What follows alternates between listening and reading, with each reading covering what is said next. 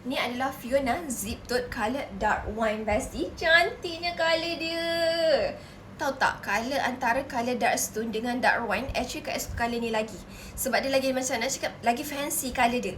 Lagi menarik, lagi menawan lagi colour dia dekat pada Kak Ya lah Kak. Kak suka sangat colour ni. Okay, ni kalau pakai dia, ya Allah cantiknya colour dia. Wah, nampak tak tu?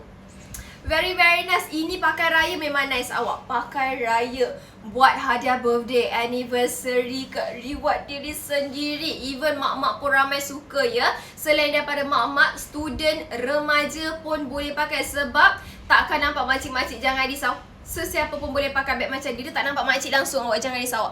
Okay, so yang ni material dia adalah cross grain leather. Tahan lasak Bestie. So itu actually kalau dekat-dekat ada Pima logo dekat sini. Dia adalah gold hardware.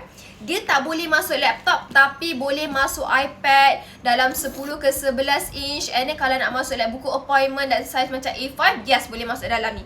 Okay, so bahagian dalam dia ada satu poket.